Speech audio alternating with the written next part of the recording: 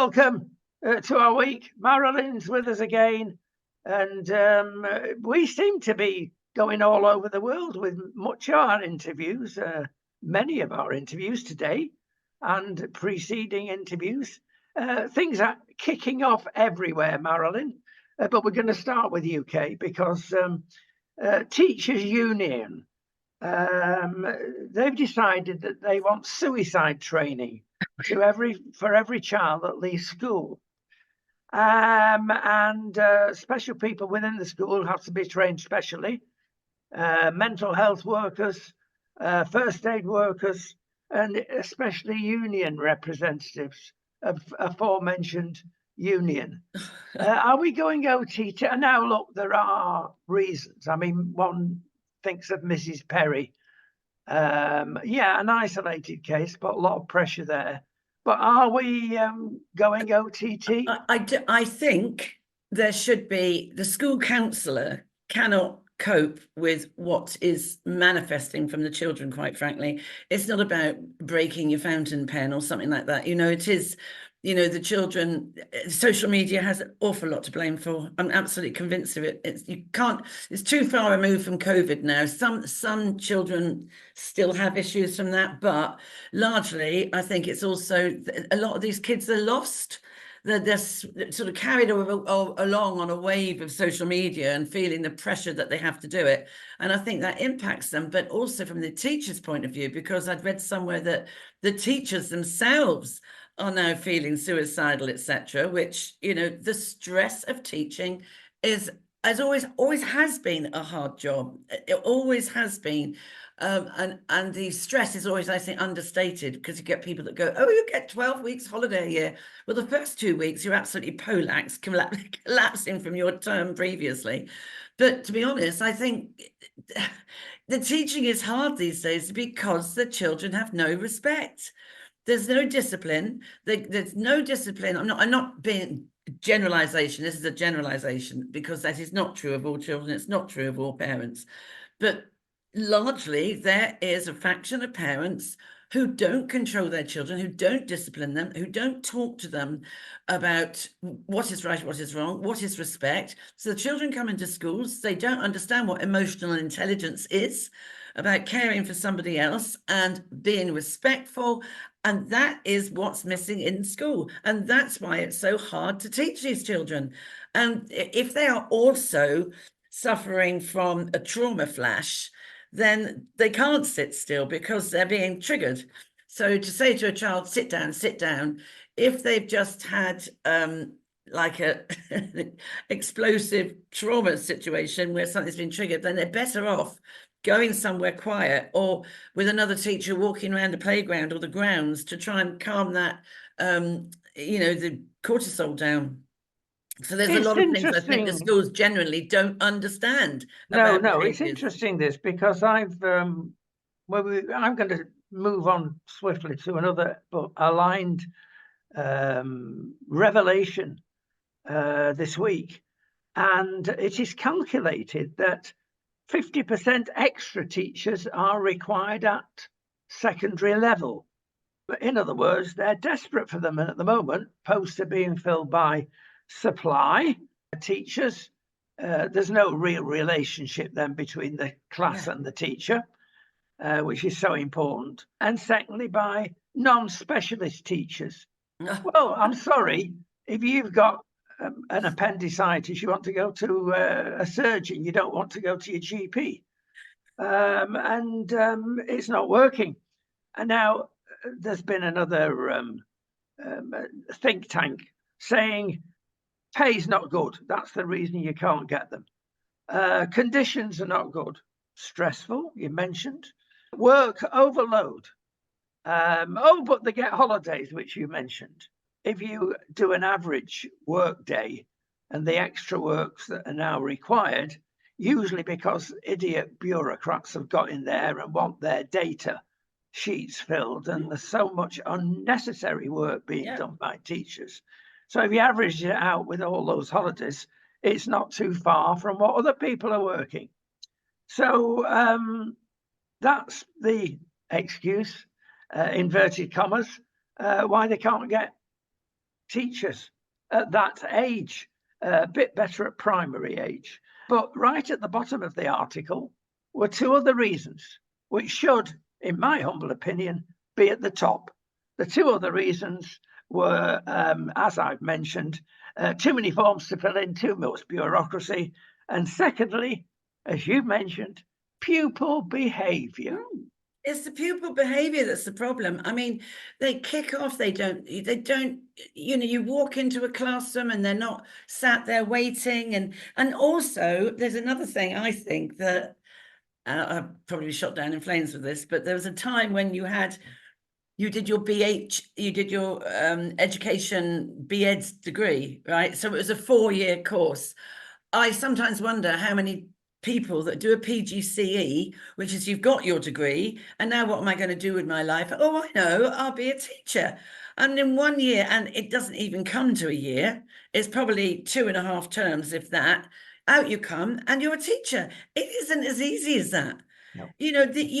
Teaching, like nursing, is a vocation. You have to have it in your bones and your soul that you want to make that sort of difference to a child. So I'm wondering also how many, and I have seen plenty, how many PGCE, how many of them are not destined and not cut out for teaching, to be honest. I would think honestly a third. Yeah, well, oh yes, definitely, because you actually do see it sometimes with head teachers now. They've got PGCE. You have what PGC doesn't do, and what a BEd degree does do. BEd degree looks at the psychology of the children. It looks at child behavior, child developing brain, and all that. You learn a lot in 4 years. You're not going to learn all that in 2 terms. And on top of that, your teaching practice. And I don't think necessarily the right people are going into it, and then they find it stressful. It's not. Well, now you've hit on the main thing. I've seen it so many times in the profession that there's no worse job on this earth to be in if you're in that wrong job and it happens to be teachers. Absolutely. Because the children pick up on weakness and they will make your life hell. Oh, they do. You will hate it and you will scream. Yeah, we get terrible thing to say, but we get I'm going back to when I was 14, right? And even back then, you have a radar for it. And that's what I've always said to when I've had student teachers with me, I said, every time you go into a classroom, you've got to think of yourself going on stage. You're making a performance. What assessment is that class of 30-odd children making of you in the first few seconds from when you walk to the door to your desk? They will already have assessed you. So you had to walk in with your head on high, even if you're 5'2", you have to have a presence about you. And if you haven't, they start digging away at it. And we had a terrible, terrible RE teacher. And I went to a convent school, private school. Oh, you can tell.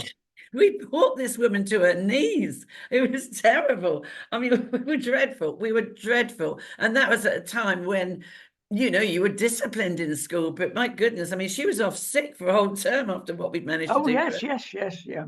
And it's not nice. It's not nice. I mean, it's the best job in the world if you're cut out for it. True. Yeah, it's very akin in many respects to nursing. Absolutely. It's got to be a vocation. It is a vocation, but where you're teaching children, the thing that just screams at me all the time is the lack of respect.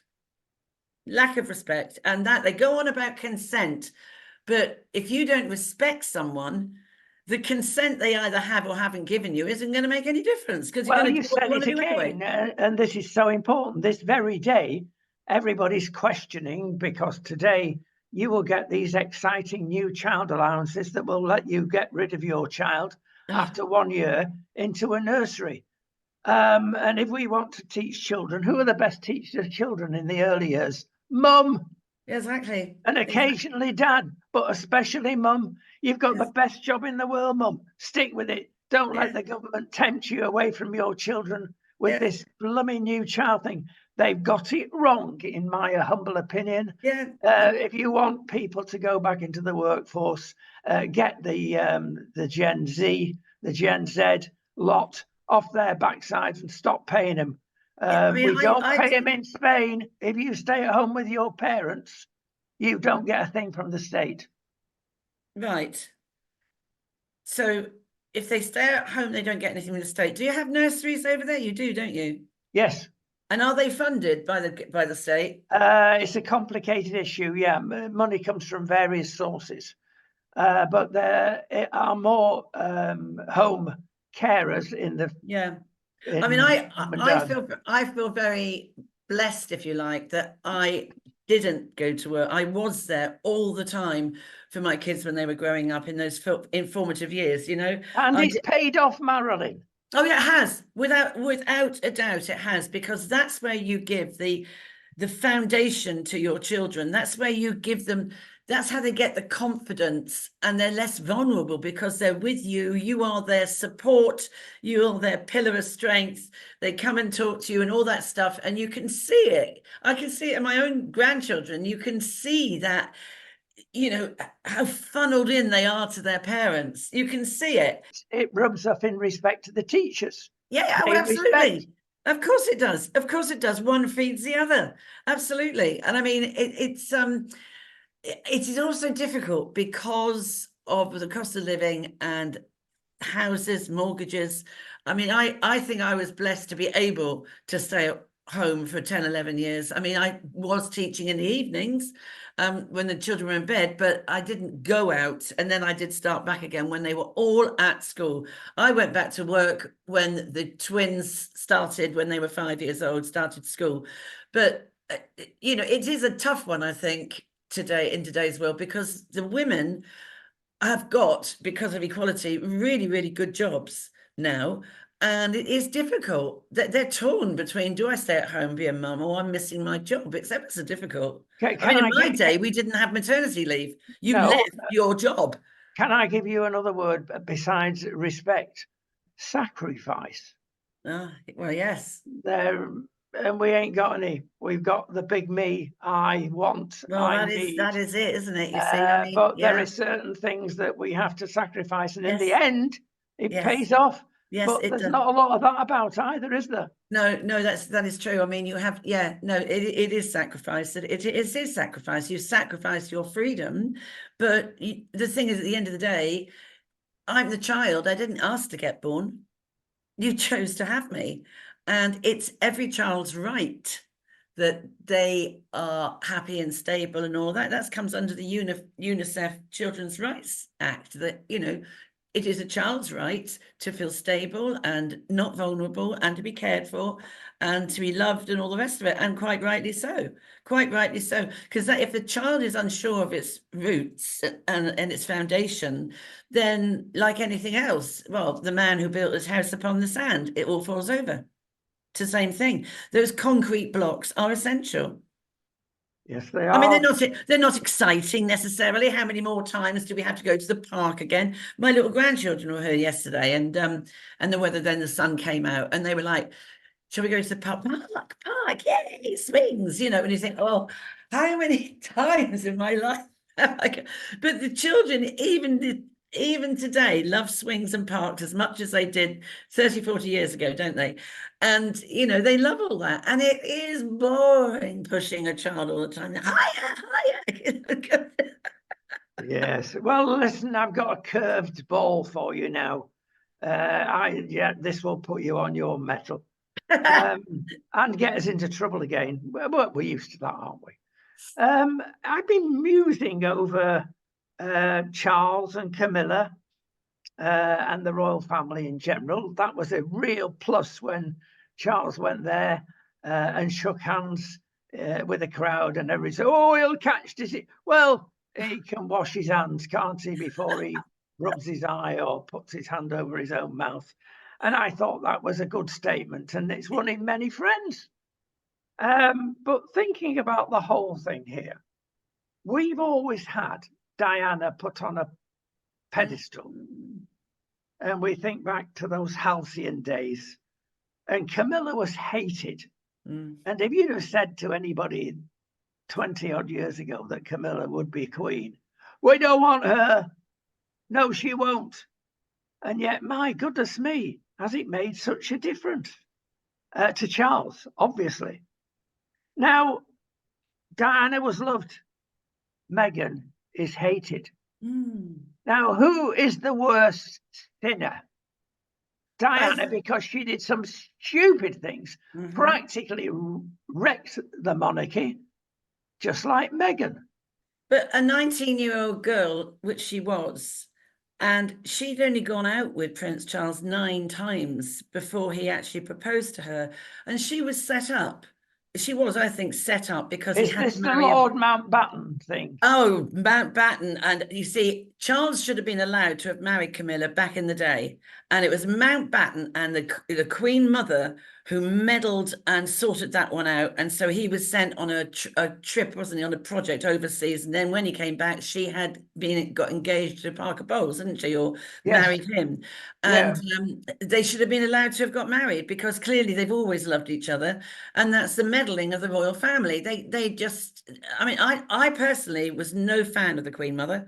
I thought she was an interfering old bat, and I don't think she, for all their so-called Christian beliefs, how they completely never spoke to Mrs. Simpson and Prince Edward, and it wasn't allowed to come to funerals, refused to talk to her because she didn't have a bad life, did she? All right, her husband then had to step up and became king, but she had a pretty good life, but she had this grudge against them, and it was plain to see. The other thing I always thought was the Queen used to ring her mother every single day, which to me is complete control. And I've always said the Queen looked so much more relaxed after her mother passed away. She just looked just more chilled generally, because I think her mother, frankly, was, this is just my opinion, I think her mother was quite peeved that her daughter became the Queen. It was the gin, perhaps. Well, on that subject, we must mention Lord Mountbatten, a strange character. Mm. What sort of effect he had on our king's life? Pretty dramatic, because he wasn't happy, allegedly, with Charles's sex life and arranged ladies I for visit. know. Unusual way to blood a future king, isn't it? Well, but you look at all the meddling that's gone on. You look about Princess Margaret of Peter Townsend, and that, how sad must she have been when she saw all her nieces and nephews getting divorced? And she wasn't allowed to, and then she did, and then it was all hell let loose. And then her nieces and nephews have remarried, and in churches and chapels, and she wasn't allowed to do that in one generation. Then you had Prince Andrew, who was in love with Coo Stark, but oh dear, she got her boobs out, and they were photographed somewhere, so he couldn't marry her. I mean, it's just nonsense. It really is. I mean, but Meghan, I just said, well, are we particularly in love with the Americans anyway? I don't know. But I think, I don't know. I'd love to know what the angst is behind the scenes with them all. But I mean, does she pump up Harry to say these things that he says? I mean, how can there ever be? Well, there could be, but it's not like your average family down the road, is it? I mean, he has really sort of hung his dirty linen out big time globally. Well, Um, does it depend on who is weaker and who is stronger in any that's right. relationship, whether you be prime minister or whether you be future Mm, king mm. or prince? Indeed. Listen, we've got to move on. Oh, well, yeah, there you go. A bit of a throwaway one, this one, but it's important in its own little way. Apparently, a fella's been arrested and fined £150 because he's feeding the pigeons in Ealing. Yes, you can't feed the pigeons, but you are going to get caught. Why are you going to get caught? Because you've got these awful people that are not traffic wardens but pretend to be traffic wardens to fine you. In other words, local councils are outsourcing everything now, from fining people for parking on yellow lines to feeding the pigeons in the park. And they've got every bit of incentive, whereby a council worker will probably say, oh, well, forget that. It's just one of those things. Oh, it's my job, says the outsourcing company. We'll make them pay for this. Now, this is all part of freedom that we're going through in the British economy and the British thought cycle that we're in at the moment. You can't do anything. No, no. Well, you know what I'm going to go on to now. It's my hero J.K. Rowling. I knew that was coming next. Well, oh, I love her. I think she's great. well, bless her. I mean, she's got some brass She has. in two senses of the word. Yeah, yeah. There she is saying, well, I'm sorry, if you are a trans woman, you're a fella. Now, you've got to accept that. I'm sorry, your ideology might not accept it, but let's go to common sense. And she's literally said, put me in jail. And Rishi's done the first thing that is good in all his life. Half an hour ago, he actually said, you're right, J.K. Rowling, I'm going to support you. Well done him. Now, I hadn't heard that. I hadn't heard that. That's since I've been waiting to come on here. I hadn't. But how can it possibly be a hate crime? She's just giving an opinion of what is absolute fact. You're born with a willy, you're a fella. You're born with a vagina, you're a woman. As you say, your ideology, but that is what you. And why is that hate speech? I don't, because that's what I was saying yesterday. Can't say anything anymore without someone's going to jump down your throat with another law, or you can't say this, you can't say that. I mean, it's ridiculous. When I was in Bermuda, my my daughter over there and her husband's a lawyer. They've gone quite woke over there, right? Because I was going on about the migrants coming in here and how, I think the news had come up when I was over there. Yes, that's right, because I know we mentioned it, you and I, about the big numbers that have come in, more than ever in the first 3 months. And you can't say this. I can say it because I live here.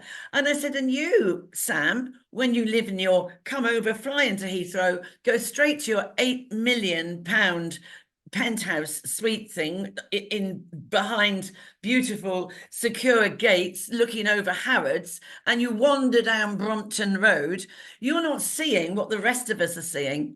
You breeze in, you breeze out, and you think you understand, but you don't understand, and you don't understand the angst. You can't say it. Yes, I can. Yeah. Why can't I say it? Because I am not being racist. No, I mean, we have on this channel occasionally, like every week, had a go at the lovely Wicked Witch of the North, Nicola. And we saw the end years ago, and so it's happened. But now I've changed my mind because they've got Handcart up there, who is 10 times worse. Actually, to be fair on Handcart, this is Nicola's actual law that is now being resurrected. But he's on something. Tell me about it. He's doing all sorts of things. This is just one of them that can't possibly be policed unless you get abuse. Now, in all this, I'm thinking, sorry, Scotland, the first thing you've got to cancel, if you take this on board, is the Edinburgh Festival, because there all the comedians come out and push the boundaries. That's what it's all about. So can I suggest that they bring the Edinburgh Festival? Scots, if you've got anything about you, bring the Edinburgh Festival over the border to Carlisle, as an example, or wherever in the northeast, Northumberland. That's the way to get this sorted out with these idiots that are ruling you. The average Scot does not think this way. He's as upset as England will be when it comes down to England, and it will, probably via Wales, and it will, because these outliers, Scotland and Wales particularly, have got kings in charge of them with their own problems, and they put it on the nation, whether it be 20 mile an hour, as in Wales, or whether it be keep your mouth shut in Scotland. Scots, you're worth more than this. Do something about it. Rise up. You've got to rise up. Absolutely. You have to rise up. I mean, it is absolutely nonsense. It's not workable. And I think good for J.K. Rowling. I mean, I've got so much admiration for that woman. I really have. And I think, I'm sure she's laughing behind her hand and she's saying, come on and arrest me then. I'm sure she's really taking it out of people. You know what I mean? She's really having a joke at it, but it's nonsense. It's how many more things are we not allowed to be talked about? And this is how, in the end, You chip away at free speech, don't you? And you chip away at a democratic right. I saw the other day on my news feed the flag. Now, I think I'm right in saying Keir Starmer had the Union Jack or something, and the Muslims were going on about the fact that the Union Jack, the national flag. Can you imagine us going over there and saying, "Can't have your flag anymore. We're going to put the Union Jack up here in Syria, wherever it is." I mean, I'm not being funny. Who do they think? Yeah, if you don't like it, go back. No, we're a peculiar nation, Marilyn, because you look at the States and they've got their hand over their heart when they're singing their national anthem. Yeah. We don't bother. We've got, everybody's got their own national anthem in our disunited kingdom. If somebody burned the Union Jack, it doesn't matter. You try burning the flag in Spain or Portugal, it will matter. And the Stars and Stripes. They would take that. I mean, it's the honor of your nation. It's like you don't anyone. I mean, I couldn't believe it when I read this. One step from treason, if you analyse it, actually. Yes, the flag. But I mean, if you don't like, if you come to this country, I don't care if you could be French, German, whatever. It doesn't matter what you are. If you don't like, and the same for us, if we go and live somewhere else, if you don't like how that country operates, don't stay there. Go somewhere else. If you don't like our Union Jack and you think your Muslim flag should be flying, well, I'm sorry. Don't try changing us. Go back. We've got a deeper story that we hinted at and did in a little bit of detail yesterday. And that was half the Labour Party are extreme socialists. They're still Corbynistas. And Keir wanted to put the Union Jack on all the local election papers. And half the party said, no way, because that will upset people in the northern towns. So that means, will they put the Pakistani flag up? What's in that? To get the vote. We are so concerned about upsetting people. I know. That are upsetting us. Exactly. It's madness. And it's that's driving, I think, a general unrest and destabilizing society, because I was supposed to have gone on GB News the other day, but then the Baltimore boat thing sort of crashed into the boat. So that was breaking news. But it was the fact that there's more children now being abused, in the last sort of 2 years, etc., etc. And why was all that? And I think, well, there we go again. The NSPCC were chirping up with, the figures. Well, hang on. The NSPCC has millions of funding from the government. And we all know how bad it is, the child abuse. We all know it's not getting any better. But what are they doing about it? But I think also you can't keep going back to COVID, because that was 2020, 21. We're now 2024. You've got, I think, in society, children are incredibly demanding. We know that. And I think they are more demanding than they ever were because of gadgets and technology and nursery schools, etc., etc. But there is also this drip, drip, drip of can't pay the bill, drip, drip, drip, can't pay the mortgage, drip, drip, drip. And that builds up it builds up real frustration and concern, yeah? And then you've got other things going on. I mean, you haven't got a government that can rule, and I don't think either can. And there's that deep in your psyche, I think there's that unrest of you don't know who you can call upon to run the country. Does that make sense? You feel you're floating. Well, yes, you feel like you're in limbo. There's no one at the top that is saying enough. There's no one where we can look to in the government anywhere. Well, let me link this to two other things that are important. Mental illness, we've hinted at. We've got some new figures for you here. 18% are identified as having a mental illness problem of the population in Wales. 18%. Now, is it because it rains and is always dark and they've got slate roofs? Probably. Well, you wonder. I'll give you the figure for the southeast of England. 3%. Well, now what's going on? Well, better incomes, better jobs. Better incomes. I'm sorry to say the weather, but it does have there's the sad effect, of course. It does. It does have an effect. It does. Without a doubt, it does. Yeah, and one or two of our kids that were brought up in Spain that are now in rainy Britain, they really feel it in the winter when it's dark and damp. Yeah. And then when the summer is dark and damp, well, that can lead to a lot of sad, can't it? Oh, no, it does, definitely. You can't just sit outside. You go, oh, more rain, there's puddles everywhere, the gardens are washed, your plants get root rot because they can't cope with too much rain. You know what I mean? It's awful. I mean, I couldn't live in Wales. I mean, when Wales is sunny, Wales is beautiful. It's stunning. When I've been on 3 holidays to Snowdon and I've never seen the top of it. Yes, a waste of time then, isn't it? I've got something unusual because we've just been sent from the US the latest report on cancer. And they have got something new, something that we already knew about, as cancer causes. Mm-hmm.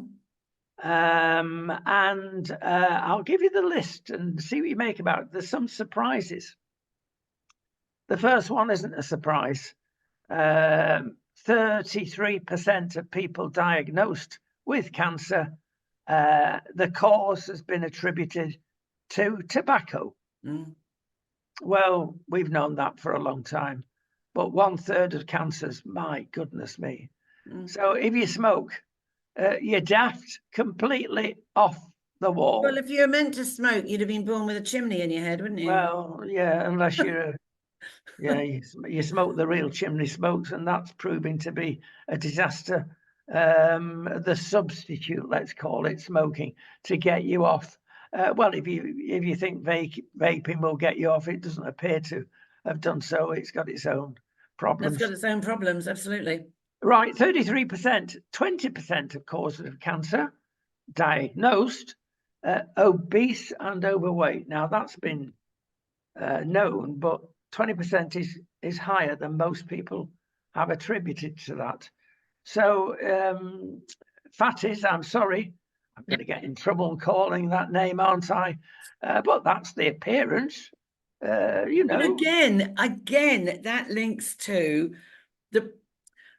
I don't actually see there's any excuse for all this obesity, because you can go to greengrocers and buy vegetables. You can make soups, you can make vegetable curries, you can do a whole load of stuff that is healthy. You don't need to be, when you're already 20 stone, getting your chops around a McDonald's burger or another load of pizzas. Do you know what I mean? Is it comfort eating? Should we feel sorry for them? And then they also smoke, so they haven't got any money to buy decent food, but they do puff away on their cigarettes. And it makes me feel quite sick, actually. It really does make me sick when I see really obese people sat on a outside street cafe with a fag hanging out their mouth, then eating a greasy spoon plate of food. It makes me feel sick, because I just think it's just so disgusting. Yeah, well, let's take the third on the list, 16%. Now, this is unusual, but again, it's been known about. And the more we scientifically find out about things, the more it comes into play. 16% of cancers are caused by pathogens, infections, viruses. Mm-hmm. Now that's a higher figure than that it used to be. So that could be a major contribution in the future. We're going to be able to point out gene therapy or whatever possible ways of resolving the problem. So there you go. What is missing there, which I think is a big contender, is stress. Yes. Stress and the number of people who are overly work far too hard, making money, or have jobs that have got highly stressed, highly pressurized. People who have been abused as children, their rate of cancer is much higher. Interesting. Much higher. If you've been abused as a child and you have not unpacked that trauma, you are more likely to get heart disease, kidney disease, diabetes, strokes, and cancer. Yes, there are various chemicals raging around our body. It's They're yeah, stimulated. cortisol. The thing is Cortisol, the very main one. dangerous, Yeah. and it takes a long time to like settle down. And that I'm amazed that's not on the list. Well, there are two schools of thought, and it's not been in this article that was sent to us, but I've read previous articles. One is as you diagnosed, and I agree with, and the other, they found there's no corroborative evidence of it. So maybe that's why it's not on this list. They're still waiting for the Well, outcome. that is interesting because there's a guy called he's very, very high up, and he looked at obesity and the link, I can't even remember his name, Vincent Folletti, Dr. Vincent Folletti. He's now about 90, but he was based in San Diego, and we looked into the relationship between stress, trauma, and obesity. And what he came up with was massive. So from that early year trauma that had never been unpacked, never been dealt with, that ended up with heart diseases and obesity. And he then examined that even more into the adverse childhood experiences. And one thing he came up with, which was extraordinary, if you have had 6 different adverse childhood experiences, so say you were verbally abused, you were sexually abused, you had maybe you were neglected, six different adverse experiences, you are 4,000 times more likely to be an intravenous drug addict. 4,000 times more your risk. And Vincent Folletti is a global expert on obesity and the links to all the other things that are bad. That's why we knew yet again, we go back to the early years being the most important time of anyone's life. The early years, get that right, and you get a lot of other stuff going down through the years. You do, the ultra formative years. Let's go on with further evidence. Let's go to the small numbers, 5%. 5% cancers diagnosed are due to insufficient physical activity. I would have thought more, but there we are. They've said 5%. So if you're jogging up hills, it's probably doing your heart more good than the cancer. But that's it. There's another 5% here. That is poor dietary habits. Now, that's another surprise. I would have thought it was very much higher than that. I would have thought it was higher than that. I would. And then again, you can put obesity with that. You could put obesity with diet. Yeah. And you could put obesity. It doesn't cost you anything to go for a long walk. It costs you time and a pair of trainers, but you don't have to pay a gym membership. You just shut the door and go out and come back again. And it's free. And if you want to jog while you do it, you can do that as well. But the lack of exercise is just sitting around, stuffing your face and puffing on a cigarette. And another thing is people don't drink enough water to get rid of the toxins out of their system. It's the buildup of toxins, isn't it, you see? Yep, that is vital, the water thing, yes. And lastly, at 2%, exposure to ultraviolet. No, I would have thought that would have been higher. Yeah. I would have thought that would have been higher. Because a lot of people, I think people have become more conscious about skin cancer, but I would have thought that was higher.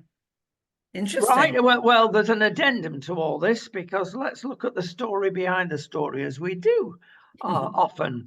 Let's look at a mystery. Now, the mystery has been highlighted by the King and Kate, because it's clear that Kate has had a cancer, colon, perhaps. And it's been revealed over the last 3 years that cancers between the ages of 25 and 50 have taken off. There's 30% more of them suddenly in the last 3 years. Now, the scientists have come up with all sorts of theories. Well, we've got to trace this back to this, that, and the other. We've got to put all the science and all the points for and against. And they come up with some clever answers, none of them very convincing, until the conspiracies, inverted commas, come along and say, well, hang on, what's happened in the last 3 years that is unusual? Well, it's the pandemic, of course, and the injections for people that didn't need them, the fit and healthy, young and middle-aged. There could be a lot of truth in that. Nobody says anything. No, they daren't. Because you're not allowed to. That's right. I absolutely am convinced that my sister-in-law, she passed away 2.5 years ago now, and she had COVID. That's right. She'd had the injection and she'd had COVID, and 2 weeks later she died with blood clots. And there are people that have got, and I think some of the experts are beginning to sort of throttle back a bit on it now, saying that, well, you know, the heart diseases and stuff like that. So yeah, I'm sure there is a link there. It wouldn't surprise me at all, because that's just more than coincidence, isn't it? Isn't it? Well, there we are. We're leaving our viewers with something to talk about, shout about, argue about. But there you go. Coming to the end of our time, but we've got two things that we've got to discuss before we go, and that is nice. If I've heard of a body of people that are completely misnamed, it's nice. And because it's the people as part of the NHS scene that decide which tablet you can take, which tablet can be affordable, and how long you're going to live, and is your life worth living? In other words, they've got life and death in their hands. But when it comes to something simple, they've been caught out. And the simple thing is infective endocarditis. I'll explain that. What? Yes. It's when a nasty germ gets into your heart, the inner parts of your heart, and it's got a 40% death rating. If it goes, it is very, very serious. How do you get it? Well, you get it from the dentist. If you have a root canal, or even scraping the teeth, if you have an extraction. If you have had, as an example, some heart problems, it may be a new pacemaker being inserted, then you are, well, 400,000 of you in the United Kingdom are at risk going to the dentist and catching this horrible, well, not catching it, getting from anything.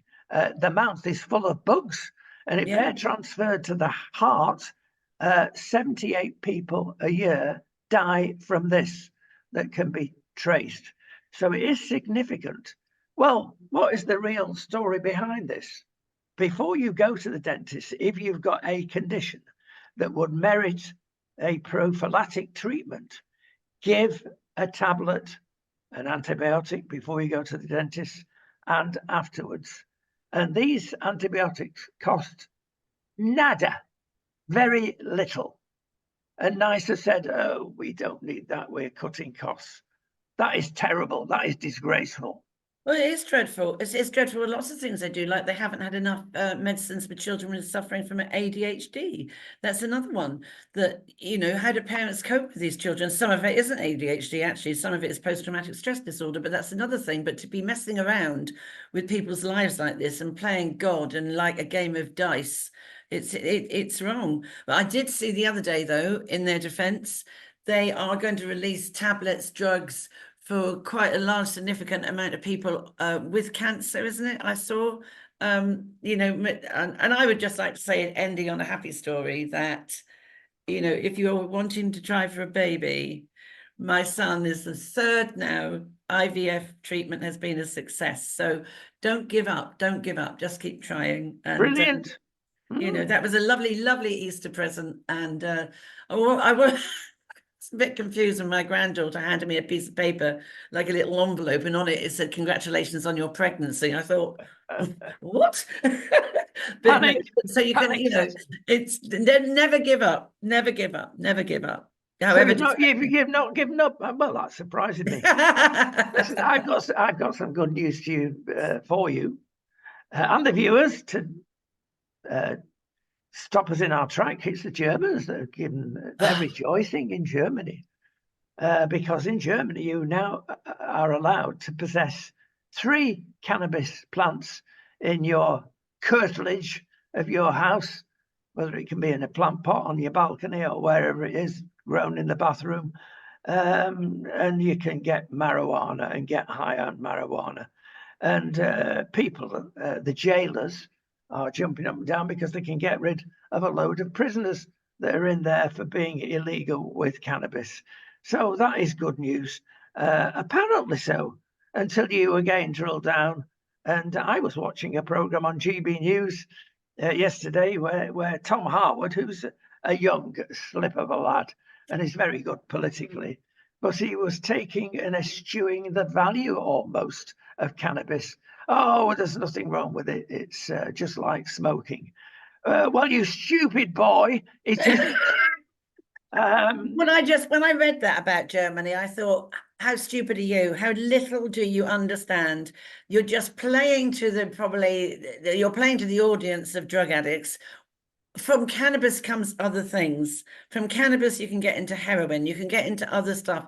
It's the start of a downward path. And if you saw and really took account of what it does to your mind and your brain and the psychosis and what it causes, someone is not listening to the downside of cannabis. I think if you've got, like I've got, arthritis, then that's different if it's for medical reasons, but just for social reasons. Yeah, well, it's not the same. It's not the same drug as you. No, it isn't, and I think it's in today's world the most ridiculous thing they can. It's just crazy because it's going to end up with giving Germany far more problems than it's solving. Yeah, well, as a hack, I work with lots of journalists, and I see the effect of cannabis.